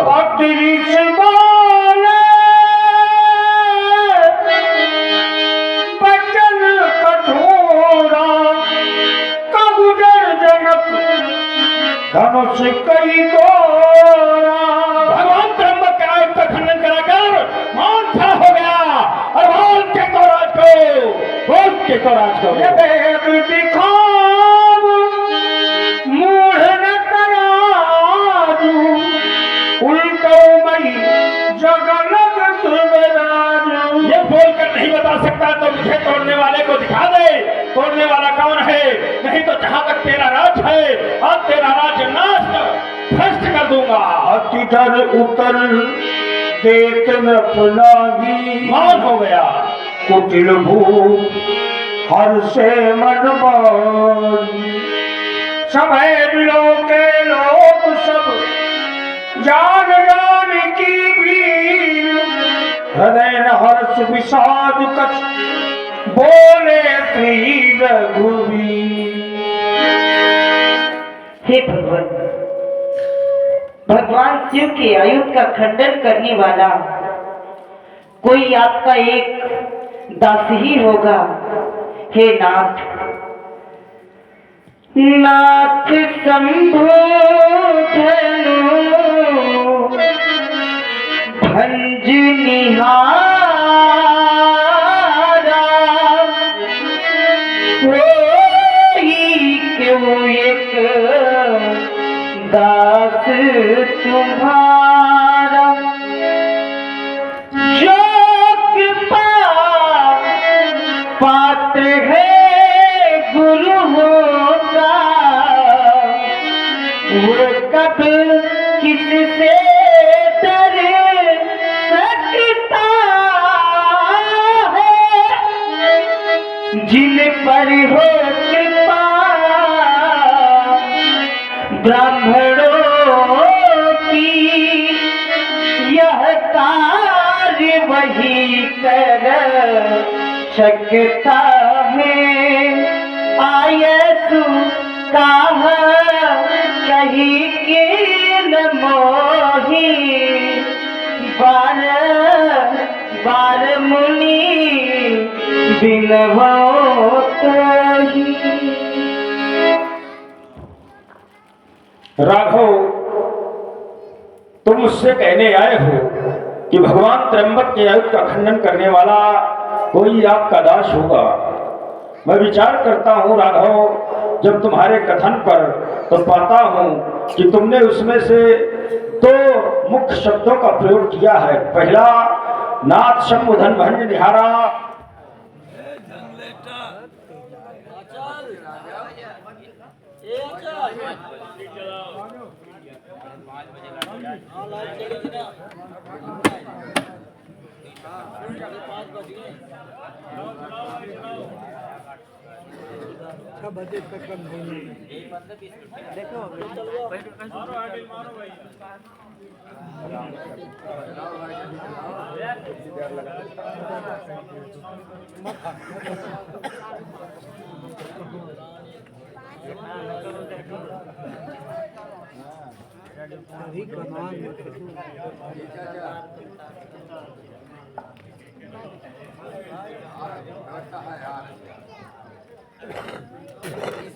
टाइम कर दिया भाई, धीरज जी को किसे भी मगर तो केला तब तो का चला भी तुरंत लाएगा हाँ थोड़ा सा अगर संग तो देने लगा।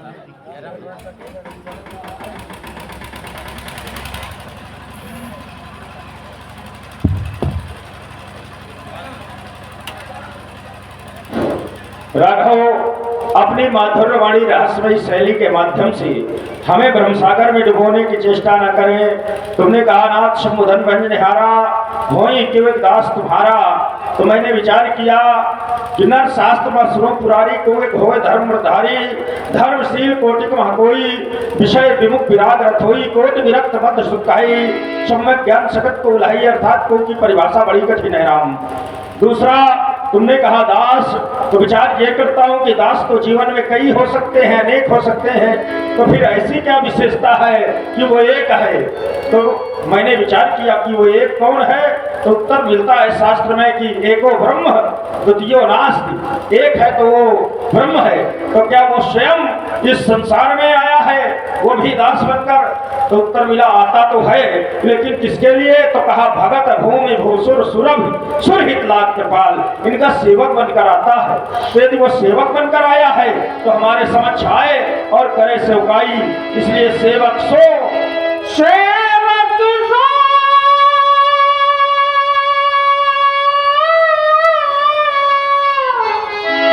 जो करे सेवकाई, अरे करनी कर करी लगाई। यदि वो सेवक है तो हमारे समक्ष आए और स्वीकार करें हमारी सेवकाई। किंतु आज उसने अरि का कार्य किया है। अरि माने शत्रु, करनी माने कार्य, शत्रु का कार्य किया है। तो शत्रु से सेवकाई नहीं, शत्रु से होती है लड़ाई।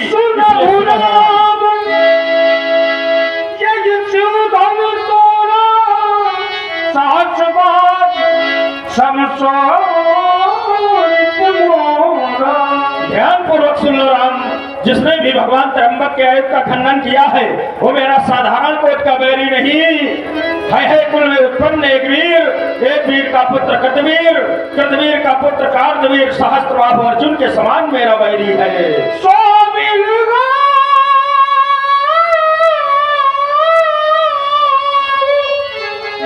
ये बिहारी प्रमाया लट मारे जय गए तब राजा। सो बिलगाओ कौन सो जय शिवधन तोरा, सो बिलगाओ या विहाय समाजा। इस समाज को छोड़कर अलग आ जाए, ना माने नहीं, ता माने तो।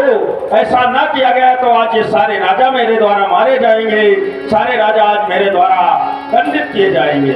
सोनी मोनी बचन लखन मुस्काने, बोले परशु धरहि अपमान।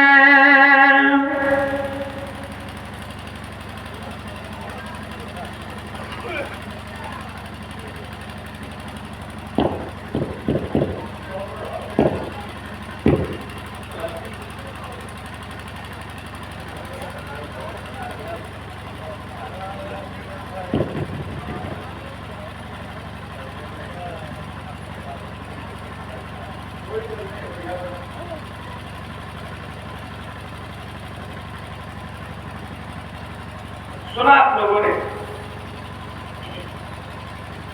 महात्मा श्री परशुराम जी के द्वारा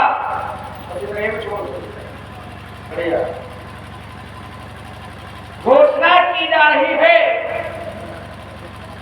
और घोषणा यह की जा रही है, सेवक आप चुपचाप बैठे, कब कहाँ कैसे बोलना है हम सब जानते हैं। इस बार तो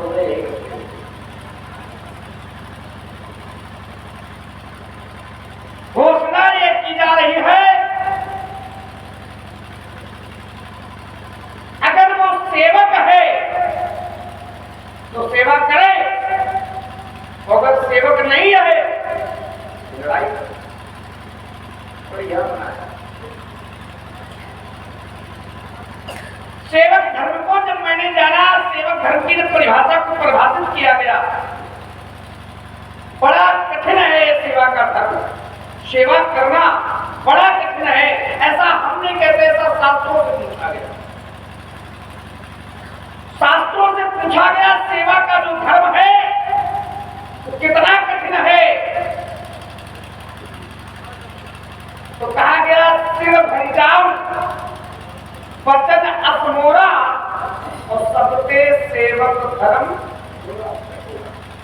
सबसे ज्यादा कठोर धर्म है अगर संसार में तो सेवा का धर्म है, सेवक का धर्म है।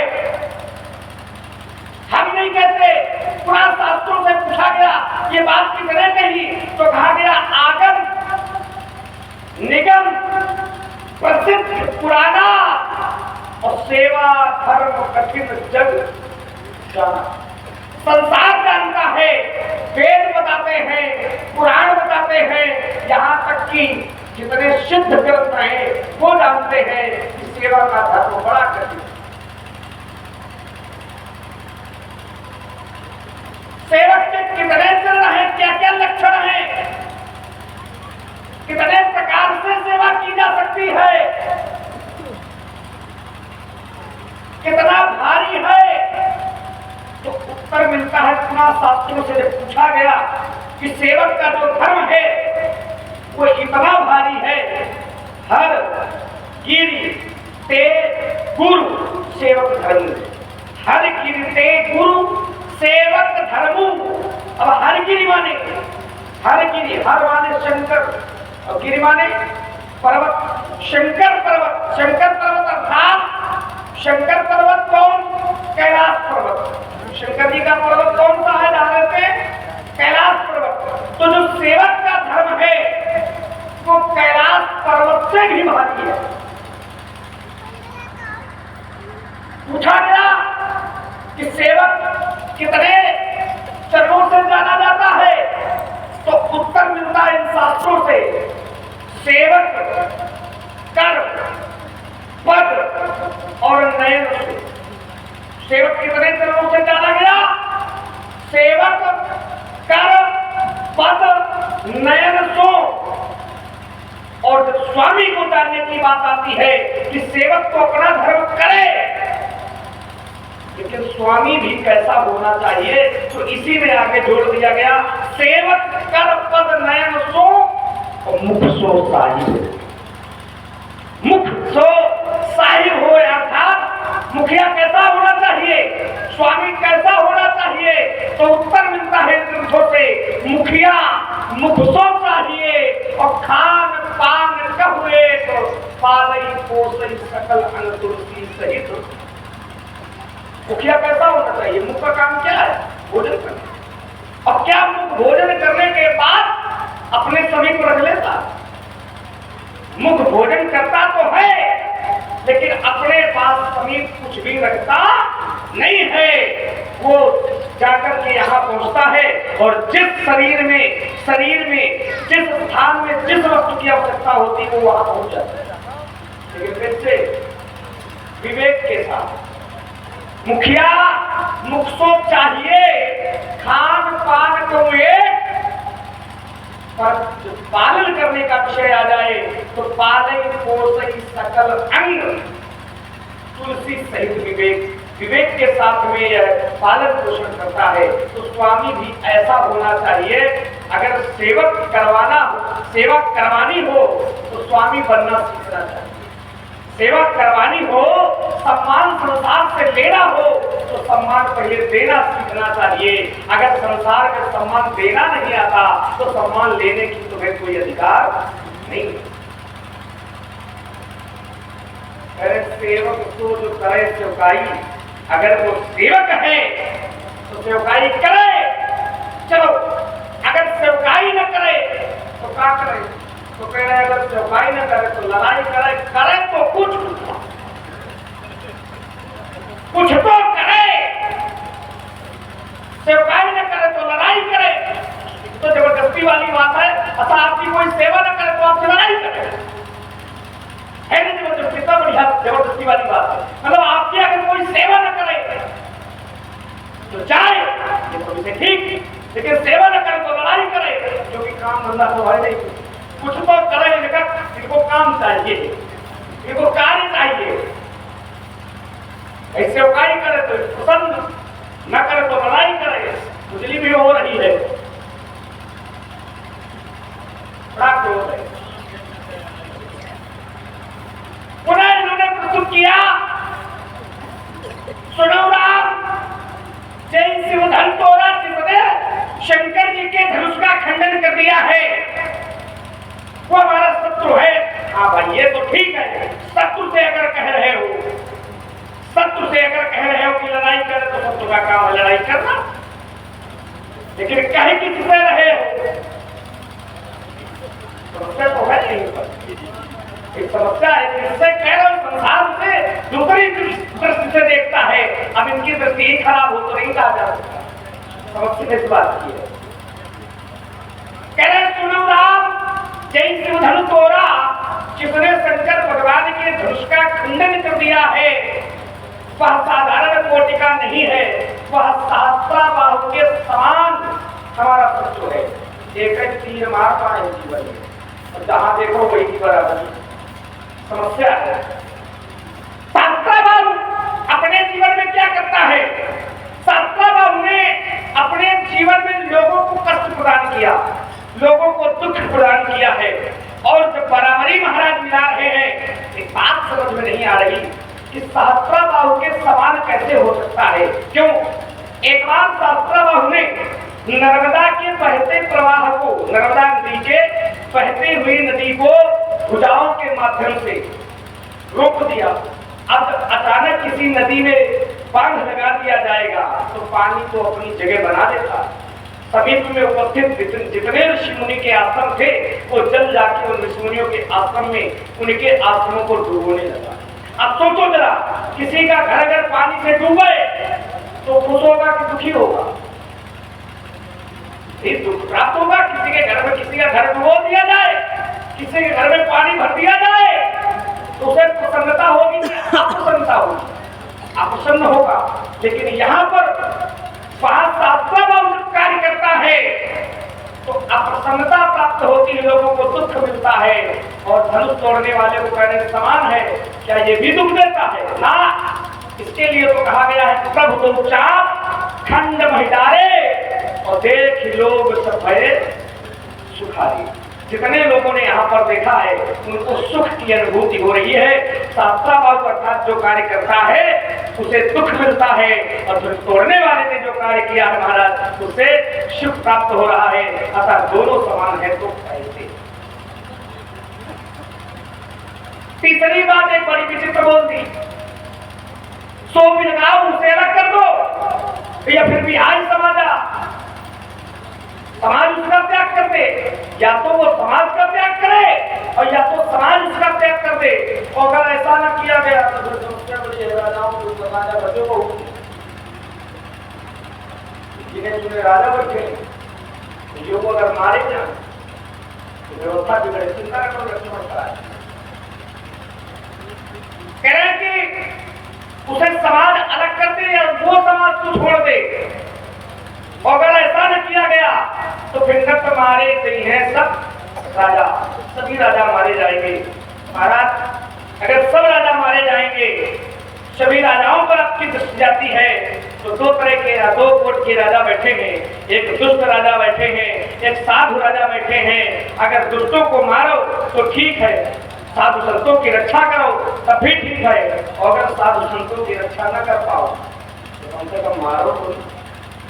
लेकिन इनकी दृष्टि में सब समान है और सब मारे जाएंगे। कुछ बातें निकट जाके कहते जो व्यक्ति क्रोध में होता तो समझ में भी नहीं आती उसके सामने वाला कह क्या रहा। आपका जी प्रणाम। कल्याण हो बेटा। कल्याण हो जी, बाप साहब है तो वही थी क्षत्रिय का कल्याण था। देखो अभेद विप्र और पूजा ये सब विजय उपाय न पूजा बड़ा क्रोध है ऐसा कुछ अधिकार। क्रोध का कारण टूटी है, एक टूटा है इतना अल्लाह मचाए हो। देखो एक ही टूटा है ना, एक ही टूटा है इतना क्रोध। इसके पहले भी क्रोध किया है, कुछ खास है, कुछ विश्वास है, ये जो एक दूसरे पर इतना बात बताती धनुही तोड़ी लड़काई, मैंने लड़कपन में बहुत सारी दुनिया तोड़ी है पर कहूँगा असर जैसा आज कर रहे हैं वैसा पहले कभी नहीं किया है। जानना चाहेंगे विशेष है, विशेषता है यही धन पर ममता तो ज्यादा है का, यही धन पर ममता के हेतु इस धनुष पर जो आपका महत्व है, आपकी जो ममता है उसका हेतु क्या है? पूज्य बात प्रातः स्मरणी महामहोपाध्याय बड़े ब्राह्मण देवता शब्दों में चुनाव में गड़बड़ी तो नहीं है, कहने की जरूरत है। ज्ञानी राजा की समाज में विद्वता और उद्दंडता की आग उगलने वाले छोटे राजकुमार अपनी परिमार्जित भाषा वाक्य शैली के माध्यम से एक तपस्वी की तपश्चर्या पर तपाक से तड़ाक सा तमाचा जड़ने का जो तुमने दुस्साहस किया है, इसका परिणाम तुम्हारे भावी जीवन के लिए कितना हानिकारक सिद्ध होगा, इसकी तुमने अपने अतीत में कल्पना तक नहीं की हो।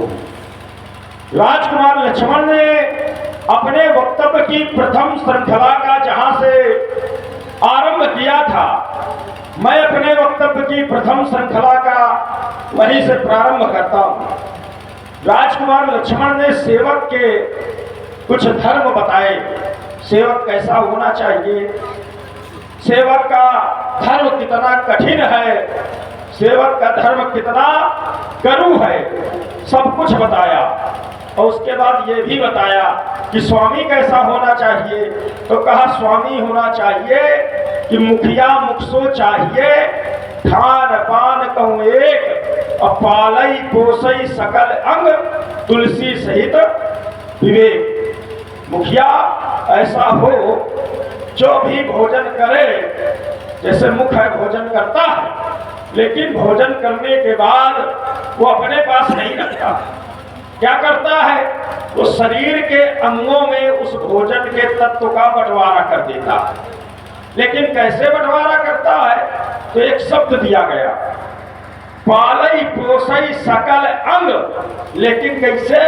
तो सहित विवेक, विवेक के साथ। अब ये नहीं भाई, मुखिया का अर्थ ये नहीं है कि मुखिया एक को सब कुछ दे दे और दूसरे को कुछ न दे, माने हाथों को पूरी शक्ति दे दे भोजन की और पैरों पर न दे, तो क्या पैर काम करेंगे? नहीं करेंगे। तो यानी विवेक, अच्छा हाथों को दे दे पैरों को दे दे, लेकिन अगर वो मस्तिष्क को शक्ति ना दे, भोजन का तत्व यदि मस्तिष्क को ना मिले, मस्तिष्क कमजोर हो जाए, तो ये हाथ पैर क्या करेंगे? है? तो यानी विवेक के सहित कहाँ कितनी आवश्यकता है, कहाँ हमें देना है और कहाँ नहीं देना है, ये मुखिया का भाव है। अब मुखिया ये भी जानता है कि हमें किस अंग को कितनी शक्ति देना है और किस अंग को हमें कितनी शक्ति नहीं देना है। अब किसी अंग में अगर कोई विकार आ जाए तो क्या करेगा? क्या करेगा? मुखिया मना कर दे कि इस अंग का जो है उपचार ना करो, ये भी मुखिया का दायित्व है ना। अगर विकार आ जाए तो उस अंग का उपचार भी मुखिया का दायित्व है ना, कि उस अंग के लिए अगर मुखिया को कड़ू यानी कटु अगर औषधि का सेवन करना पड़े तो भी मुखिया उसको करेगा, है ना। जैसे सेवक अच्छा होता है, सेवक सेवा करे अच्छा, लेकिन अगर सेवक में कोई समस्या आ जाए, सेवक में कोई विकार आ जाए, सेवक सेवा न करे, कहा जाए सेवा न करे, तो उसके लिए कटु औषधि यानी अगर पैर में कोई रोग हो जाए तो इसका उपचार करने के लिए जो औषधि खानी पड़ेगी वो भी मुखिया को खानी पड़ेगी, अब उसका स्वाद चाहे जितना खराब हो। तो यानी जैसे धनुष को तोड़ने वाले ने तोड़ा और वो बन रहा है सेवक, तो हमने कहा सेवक सो जो करे सेवकाई, सेवक वो है जो सेवकाई करे, लेकिन आज सेवकाई गलत की गई। गलत क्या की गई? आज जो कार्य किया गया है उसे भले तुम सेवा के रूप में देख रहे हो, लेकिन आज वो कार्य शत्रुता के रूप में किया गया। कार्य जो किया गया है वो शत्रुता का धरातल बना के किया गया है, सेवक का धरातल बना के नहीं किया गया। तो अब उस शत्रुता के धरातल की पूर्ति हेतु मुखिया को अगर कटु शत्रुता रूपी कार्य भी करना पड़े तो मुखिया करेगा, है ना। भाई सेवक के द्वारा जो आज धरातल बनाया गया है वो शत्रुता का है। तभी हमने कहा अरिकरणी, अरि माने शत्रु, अकरणी माने कार्य। उसने किया है शत्रुता का कार्य, और शत्रुता के कार्य करने वाले से क्या सेवकाई होती है? शत्रुता का कार्य करने वाले से सेवकाई नहीं होती है, लड़ाई। इसलिए आज उससे होगी हमारी लड़ाई। दूसरी बात, तुमने कहा कि जिसने सेवकाई का कार्य किया वो सहस्त्रबाहु के समान कैसे हो सकता है? परशुराम जी ने कहा कि सहस्त्रबाहु समसो रिपु मोरा, वो मेरा शत्रु है तो कैसा शत्रु है? सहस्त्रबाहु के समान। अच्छा, सहस्त्रबाहु के समान क्यों नहीं हो सकता? भाई मेरे जीवन का जो सबसे बड़ा शत्रु रहा वो रहा सहस्त्रबाहु। और वो क्यों रहा?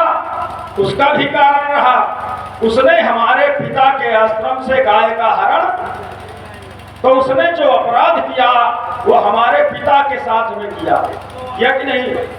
भाई पिता की गाय का हरण किया तो ये अपराध हुआ।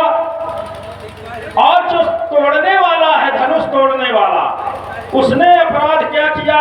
तो उसने हमारे गुरु जी का धनुष तोड़ा। किसका धनुष तोड़ा? गुरु का। और गुरुदेव भगवान शंकर का तो धनुष है ये किसी दूसरे का नहीं है ना। यहाँ पर बार बार ये बात कही गई, सोई पुरारी को दंड कठोरा राज समाज आज जोई तोरा है। तो ये भगवान शंकर का धनुष है, और शंकर जी हमारे क्या है? शंकर जी है हमारे गुरु। तो आज तोड़ने वाले ने जो अपराध किया है वो हमारे गुरु के साथ में किया, सहस्त्रबाहु ने जो अपराध किया हमारे पिता के साथ में किया। अब पिता और गुरु में कोई अंतर नहीं होता है, और किसी की दृष्टि में अंतर हो ये बात अलग है, लेकिन हमारी दृष्टि में कोई अंतर नहीं है। अच्छा, हमारी दृष्टि में ही नहीं, ये तुम्हारी दृष्टि में भी अंतर नहीं है। लक्ष्मण की भी दृष्टि में अंतर पिता और गुरु में नहीं है। क्यों? क्योंकि जिस समय विश्वामित्र जी को इनके पिता ने सौंपे भूप ऋषि सुत बहुविध देई आशीष, तो विश्वामित्र जी से कहा, क्या कहा? कि आज से ये तुम्हारे साथ जा रहे हैं, तो आज के बाद इनका पिता मैं नहीं, आज के बाद पिता का दायित्व किसके पास? तो कहा तुम मुनि पिता आन नहीं हो, आज से इनके जो है पिता तुम ही हो। ये विश्वामित्र जी से कहा, तो यानी विश्वामित्र जी पिता हो गए इनके। इसके बाद उन्हीं विश्वामित्र जी ने इन्हें विद्या दी। उन्हीं विश्वामित्र जी को इन्होंने गुरु बना लिया। प्रमाण भी आया, विगत दिवस गुरु आया सु पाई। तो यानी विश्वामित्र जी इनके पिता भी हैं और विश्वामित्र जी गुरु भी हैं। तो यानी गुरु और पिता में कोई अंतर? तो जब गुरु और पिता में अंतर नहीं है तो गुरु और पिता का जो अपराधी है तो उसमें क्या अंतर होगा? भाई अगर एक गुरु का अपराधी है, एक पिता का अपराधी, तो उसमें भी अंतर नहीं है। तो इसीलिए हमने कहा कि सहस भाव समसो रिपु मोरा सो बेगाव बिहाय समाजा नत मारे जिन्हें सब राजा। अच्छा, लक्ष्मण ने एक बात कही। लक्ष्मण ने कहा कि ये राजा बचे बहुत हैं, हम मारे जाए। अच्छा, मारे जाए तो कौन मारे जाए? दुष्ट मारे जाए, लेकिन साधु न मारे जाए, बिल्कुल न मारे जाए। हम भी इस पक्ष में काहे मारे जाए? हम तो कहते हैं ना दुष्ट मारे जाए ना साधु मारे जाए, कोई न मारा जाए। हमसे अच्छा कौन होगा? तो अब देखो, लक्ष्मण तो चाहता है कि दुष्टों को मरवा दो, कह रहा है मारे जाए तो दुष्ट मारे जाए, लेकिन हम कहते हैं कोई राजा न मारा जाए, सब बच जाए। क्यों? क्योंकि हमने ये कहा है कि ये मारे कब जाएंगे? जब वो तोड़ने वाला एक नहीं आएगा सामने, तब। ठीक है ना? तब मारे जाएंगे। और अगर वो एक नहीं आया तो ये बताओ, ये साधु साधु रह जाएंगे? भाई साधुओं का काम क्या है? अगर कोई कुछ पूछे, कोई बात समाज में कहे, तो इन साधुओं को बताना चाहिए, साधुओं को वो कार्य कर देना चाहिए। लेकिन अगर साधु भी दुष्ट वाला कार्य करेंगे, भाई दुष्ट ना बताना तो कोई बात नहीं, नेटवर्क जब नहीं चला कर, लेकिन ये साधु भी चुपचाप बैठे रहे तो फिर ये क्या हैं? तेज हो तो फिर अपराधी हो जाएंगे कि नहीं हो जाएंगे? और फिर अगर साधु मारे जाए तो हमारा दोस्त छोड़ दो, तो उसको बाहर लाओ। साधु नहीं, सबका बचाओ। एयरटेल क्या हो तो शायद चले लागे। ठीक। दूसरी बात, एक बात लक्ष्मण ने और कही। लक्ष्मण ने कहा कि बहुधनुई तोरी लड़काई। हमारे पास जाके कहा था, ये कह रहा था पास में जाके एक बात कह दे, कुछ बातें पास में जाके। तो क्या कह दे? हमने सोचा कोई अच्छी बात शायद बता रहा हो तोड़ने वाले। तो कह रहा यहाँ तो एक ही टूटा है, हमने क्या किया है? बहुधनुई तोरी लड़काई। माने ये उत्तर है लक्ष्मण का। हमने सोचा उत्तर मिलेगा। जैसे कोई विद्यार्थी से पूछा जाए, गुरुजी पूछे कि पुस्तक किसने फाड़ी है, तो विद्यार्थी ना बोले सब। एक विद्यार्थी खड़ा हो कहते गुरुजी हम बताएं। हाँ, अरे ये तो एक फटी है, हमने तो जाने कितनी फाड़ी है। अब बताओ, ये उत्तर है? ऐसा उत्तर अगर मिलेगा तो गुरुजी क्या करेंगे? सीधे पिला के। अब बताओ। तो इसलिए बहुधनुई तोरी लड़काई, इसका क्या मतलब? फिर इसके बाद तुमने कहा कि कब तोड़ी, तो कहा लड़काई में तोड़ी। और क्या तोड़ी? धनुया। अब पूछ क्या रहा है कि हमने धनुया तोड़ी है तब ऐसा क्रोध नहीं किया। अरे तो तुमने ऐसा तोड़ा नहीं कभी। भाई जैसा आज टूटा है ऐसा तुमने तोड़ा होता तो ऐसा क्रोध किया जाता। जब ऐसा टूटा नहीं तो ऐसा क्रोध नहीं है। जैसा जब टूटा वैसा तब क्रोध, जैसा आज टूटा वैसा आज क्रोध, है ना? अब इसके बाद तुमने तोड़ी लड़काई में। अब लड़काई तोड़ो, ये धनुष तोड़ो लड़काई में तोड़ा गया। लड़काई का अर्थ होता है 5 वर्ष से कम अवस्था का बालक लड़काई का माना जाता है। और 5 वर्ष से अवस्था के कम के बालक ने इस धनुष का खंडन नहीं किया। क्यों? क्योंकि राजा जनक ने हमसे बताया है। जनक से हमने पूछा, कहो का हाथ वीर, तो समाचार कही जनक सुनाए, चई कारण महीप सब आए। ये राजा जिस कारण से आए हैं, और राजा किस कारण से आए? तो उसमें कारण है धनुष चक्र, है ना? भाई धनुषे तोड़ने के लिए राजा आए, तो राजा आए हैं धनुष तोड़ने के लिए। तो इसका अर्थ ये है कि कोई भी यहाँ लड़काई अवस्था का बालक है नहीं जिसने ये कार्य किया हो। तो लड़काई का कोई संबंध यहाँ नहीं जुड़ा रहा। अब रही बात, कह रहा है एक धन पर ममता की, ये तो इससे ममता क्या है तुम्हारी? कोई विशेष बात है क्या? तो बिल्कुल विशेष बात है, बात तो विशेष है, लेकिन जिसको तुम ममता कह रहे हो वो ममता नहीं है, ये तुम्हारी दृष्टि का भेद है। क्यों? क्योंकि तुमने कहा था ना कि जिसको दिखाई न दे, जिसको दिखाई न दे, तो इसकी दृष्टि में दोष है। तो जो तुम्हें ममता के रूप में दिखाई दे रहा है वो हमारी श्रद्धा है, वो हमारी आस्था है, वो हमारी भक्ति है। क्यों? क्योंकि ये गुरुदेव शंकर का है। और ममता कहाँ होती है? ममता संसार में होती है। संसार में कहाँ? तो 10 स्थान बताए गए। जननी जनक बंधु सुतधारा, तन धन भवन सुहृद परिवारा। 10 स्थानों की ममता बताई गई कि यह ममता परमात्मा को समर्पित कर दो, ये ममता करने के लिए स्थान नहीं है। इन्हीं स्थानों पर ममता होती है।